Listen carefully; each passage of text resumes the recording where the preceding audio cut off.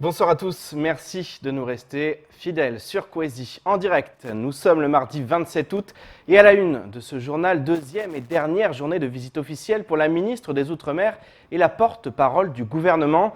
Après une première journée marquée par la lutte contre l'immigration clandestine, les logements sociaux ou encore les risques sismiques, c'est l'éducation qui était à l'honneur aujourd'hui.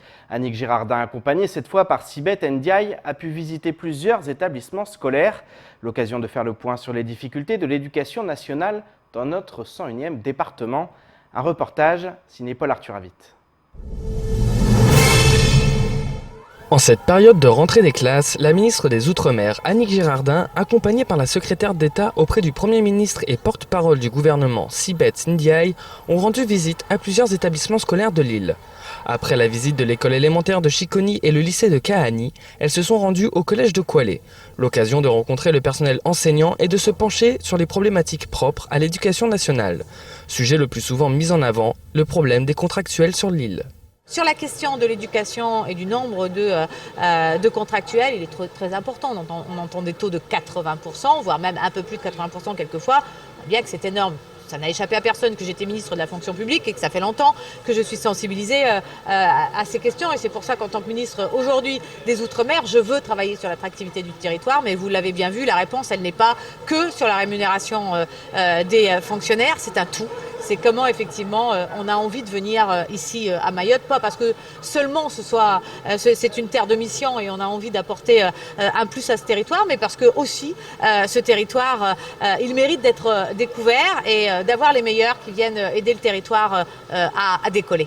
Une attractivité qui manque cruellement à l'île aux Lagons. Ces derniers mois, plusieurs contrats ont pu être signés au sein du conseil départemental, dont le plus important, le contrat de convergence. L'occasion de questionner la ministre sur l'efficacité de ce contrat et les mesures qui seront mises en place. Le contrat de convergence et de transformation, il répond à toutes ces questions. Il répond en apportant des solutions et des moyens financiers pour permettre effectivement que le territoire soit plus attractif. Alors il faut qu'on se mette à l'œuvre, mais en même temps il faut qu'on change aussi notre discours. C'est-à-dire dire Mayotte est en cours de, Mayotte change et se transforme. Et Mayotte est prêt à vous accueillir. C'est important parce que si on ne change pas de discours, ça va prendre encore beaucoup trop d'années à mon sens. Donc soyons tous positifs. Un discours encourageant pour tous les habitants de l'île qui désespèrent de voir leur île emprunter enfin le chemin du développement. La ministre a fini sa visite officielle par la pose de la première pierre de l'école de Pamandzi 2. Avant ces séquences consacrées à l'éducation nationale, Annick Girardin était sur notre plateau dès 7h. Durant plus de 40 minutes, la ministre a répondu aux questions des journalistes, mais également des internautes ou encore des auditeurs et téléspectateurs de Coésie. Immigration, sécurité, volcan, éducation, attractivité ou encore piste longue, aucun sujet n'a été éludé. Annick Girardin a répondu sans détour et n'a cessé de faire la part belle à l'optimisme. Au montage, Leslie Vimonet. Pour sa 5e visite officielle à Mayotte, la ministre des Outre-mer a consacré une grande partie de son séjour à la lutte contre l'immigration clandestine. Point d'orgue de ces 48 heures, l'annonce de l'opération Chikandra. Objectif, entre 25 et 30 000 reconduites à la frontière par an, un chiffre important, même si la ministre a reconnu que le nombre d'entrées est sans doute supérieur et qu'il faudra donc redoubler d'efforts. Un chikandra à Mayotte comme ailleurs dans le Pacifique, eh bien c'est un poisson qui a une peau très dure, qui a une mâchoire qui est puissante et puis qui attaque quand on s'approche trop de son nid ou de son territoire. Eh bien écoutez, je trouve que le nom est bien trouvé et je crois honnêtement que c'est ça l'opération. C'est une opération avec une approche globale. Le président l'avait voulu, c'est un peu le harpie le harpie local. C'est comme ça que le président l'avait dit. Eh bien c'est ça, c'est-à-dire que on met tout, on joue tout et on va faire comprendre que eh bien d'abord on est là, on est présent, on va intercepter, on va reconduire, on va le faire 24/24 en mer comme à terre. Hier, la ministre a consacré son après-midi au volcan découvert il y a peu au large de Mayotte. Au programme, une annonce d'un plan comprenant 80 mesures, dont certaines vont voir le jour immédiatement. Dans les 80 mesures aujourd'hui, il y en a 11 qui vont pouvoir être mises en place. On est beaucoup sur le volet suivi donc avec un réseau d'observation que l'on a mis en place, qui s'appelle Revocima, ou du moins qui rejoint le réseau Revocima.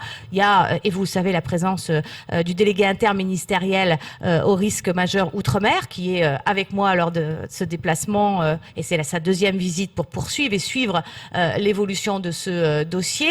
Il y a depuis hier des points réguliers qui seront faits par la préfecture de Mayotte. Ce sont des bulletins, et c'est le premier bulletin de l'activité sismo-volcanique, de manière à donner toutes les informations. Mais j'ai bien entendu aussi... Public, hein. Oui, ouvert au grand public. Ouais. Vous savez quelle est ma volonté toujours de transparence, y compris sur ces sujets difficiles. Hein. Je crois que je suis peut-être celle qui est le plus angoissée sur ce sujet. Et donc, je veux rassurer et je veux donner des réponses. Et puis, il y a un comité de suivi où il faut qu'il y ait beaucoup de locaux. Un certain nombre d'exercices devraient voir le jour afin de se préparer au pire. Et de là à craindre un retard dans l'annonce de la piste longue, il n'y a qu'un pas.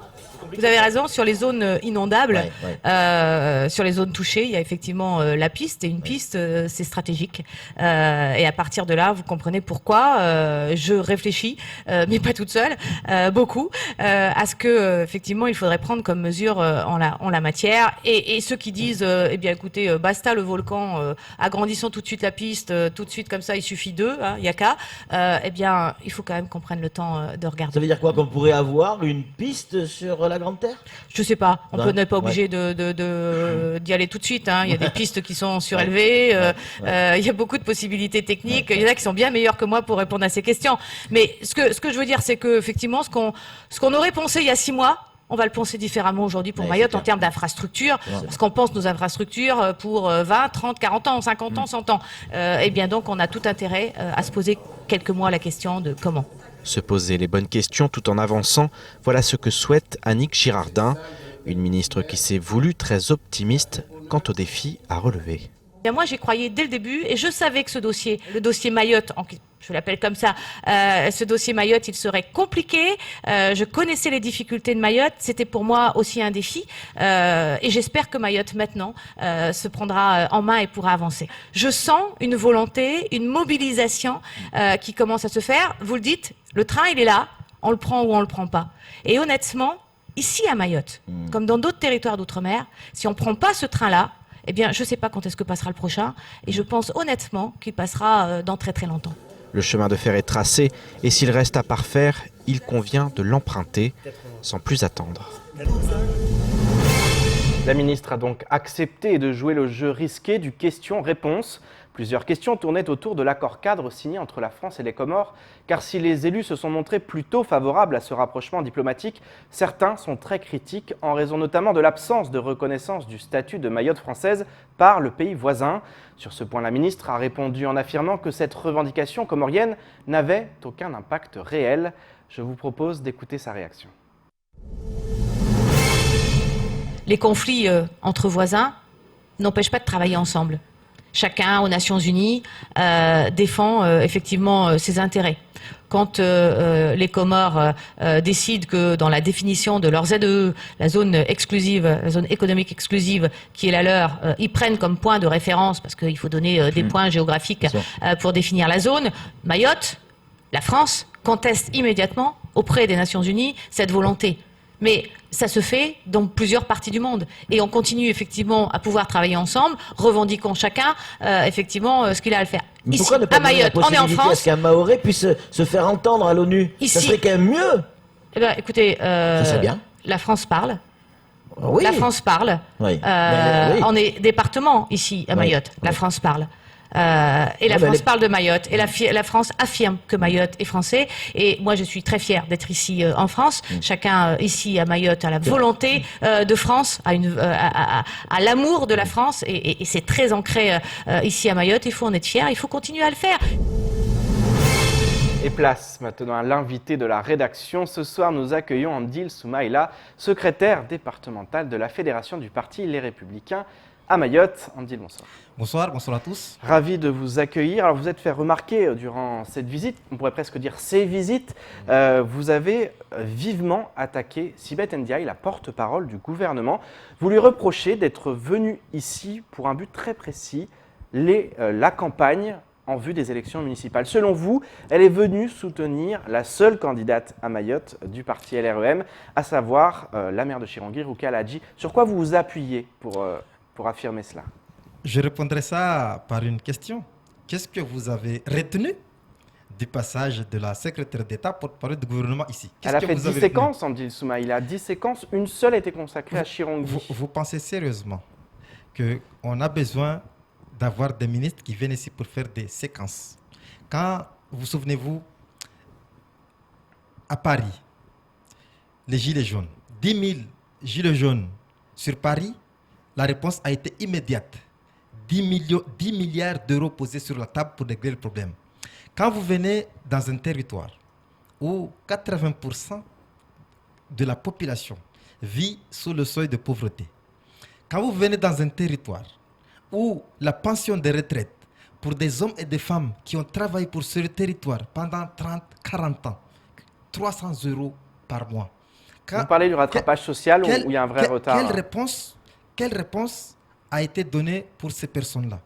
Quand vous venez dans un territoire où 40% en termes de dotation de moins par rapport aux autres collectivités, quelle réponse a été donnée? Ce dont on a besoin ici, ce n'est pas des ministres qui viennent pour faire des séquences, c'est des réponses aux attentes nombreuses. La 5e fois que la ministre vient ici, à chaque fois on nous dit, d'ici la fin de l'année, chaque fois c'est des annonces.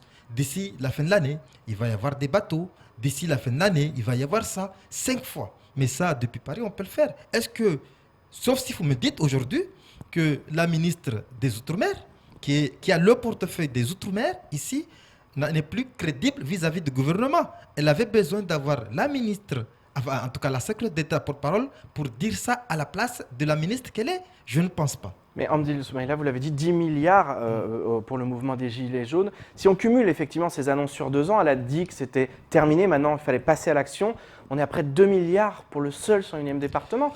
C'est du jamais vu. Est-ce que votre parti le reconnaît, ça? Ou, selon vous, ça va passer vite? C'est surtout que les réponses, en tout cas le plan, ou on va dire le recyclage, parce qu'en réalité c'est du recyclage. Pourquoi dans ces 2 milliards d'euros, on ne parle pas de l'agrandissement de l'université? Aujourd'hui, nous sommes saisis de partout où les jeunes n'ont pas de place. Pourquoi dans ces 2 milliards d'euros, on ne parle pas de la piste longue?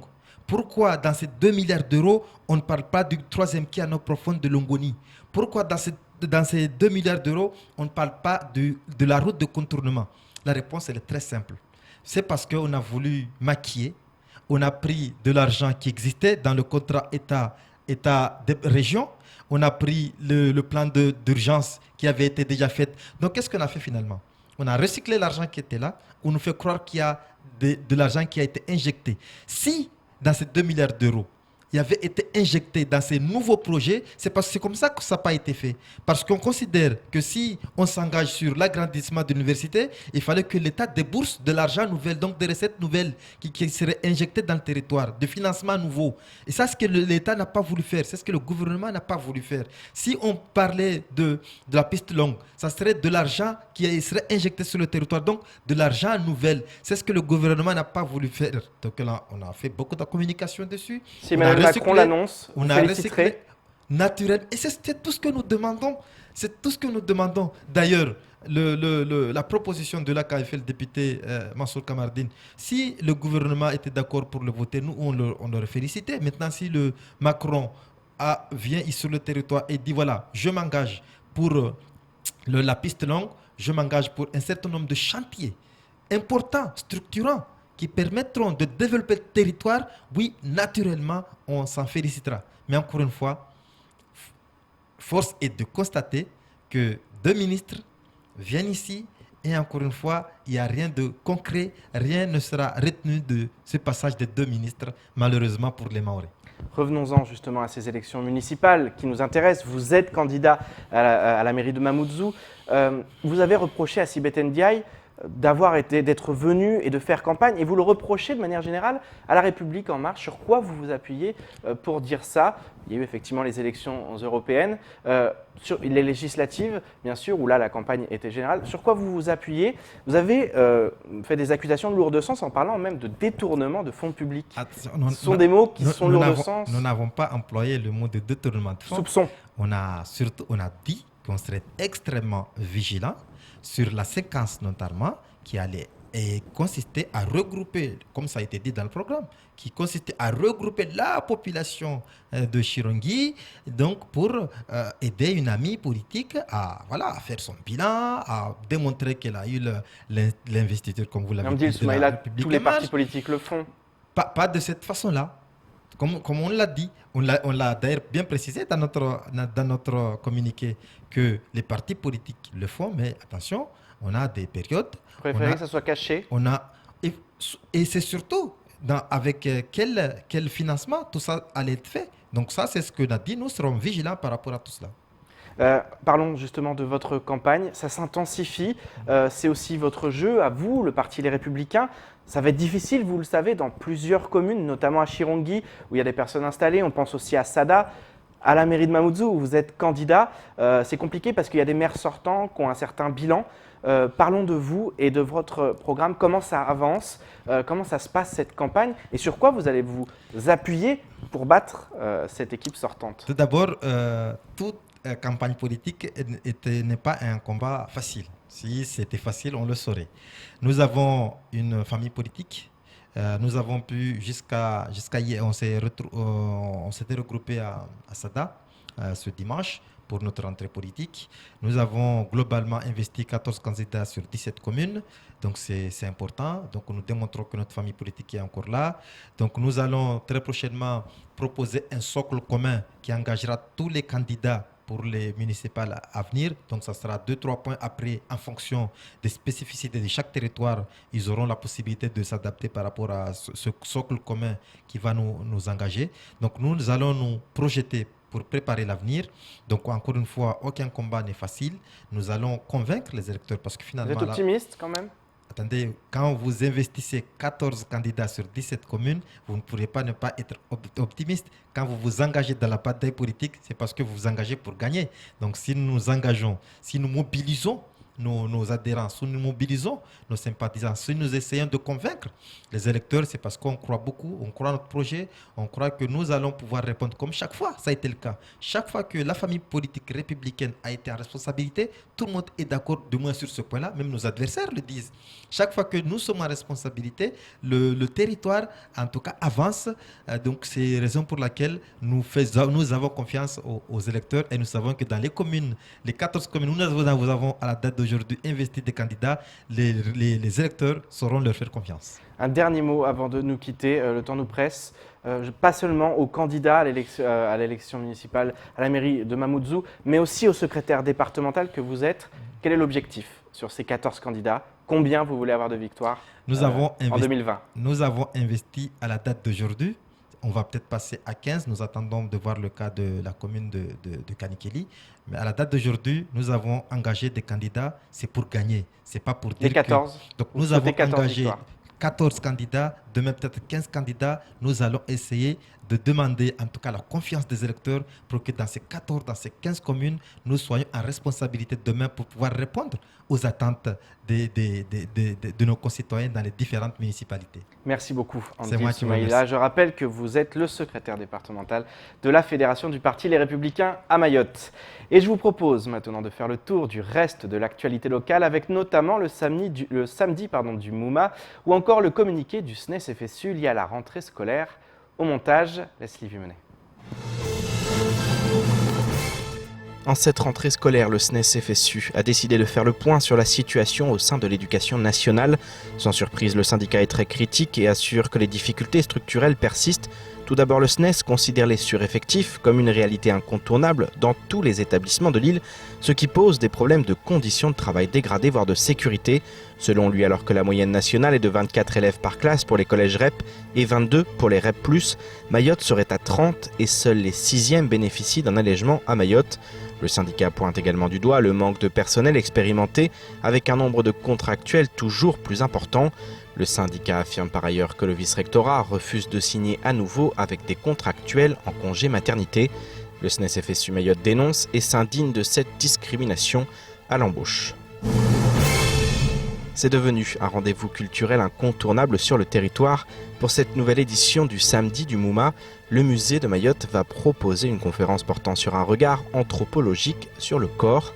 Il est ainsi indiqué qu'avant de devenir un thème majeur de l'anthropologie, l'étude sur le corps habitait déjà l'histoire de la pensée. Avec le temps, Marcel Mauss, l'un des fondateurs de l'anthropologie moderne, a donné à ce thème ses lettres de noblesse.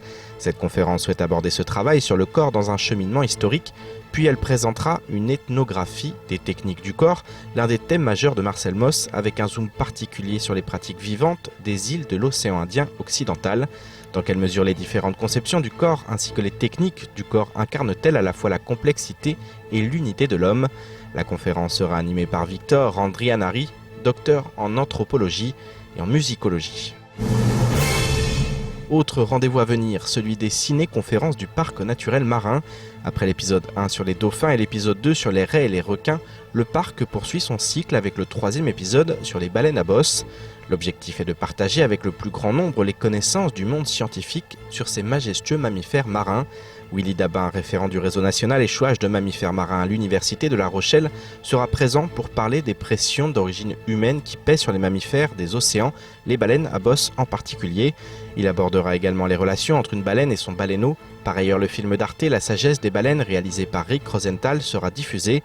Ce 52 minutes présente les dernières connaissances démontrant une intelligence supérieure des cétacés. L'objectif de ces conférences est de présenter les espèces particulièrement observées lors des sorties en mer à Mayotte. Rendez-vous est donc pris le jeudi 12 septembre à la Croisette. L'entrée est gratuite. Comme évoqué précédemment, les écoliers font leur rentrée, mais les associations également. Pour beaucoup, l'heure est à la mise en place d'un nouveau calendrier. C'est le cas de Yes We Can It, l'association de lutte pour la protection de l'environnement à Mayotte. Un démarrage en trombe entre opérations sociales, environnementales et sanitaires. En effet, ses membres achevaient hier et pour la 3e année consécutive la distribution de cartables aux écoliers en échange de canettes. Marion Tellier était sur place. Reportage. La 3e édition des Cartables du Cœur s'achevait hier. Cette année, pas moins de 200 cartables ont été distribués aux élèves de Petite Terre et de Msapéré.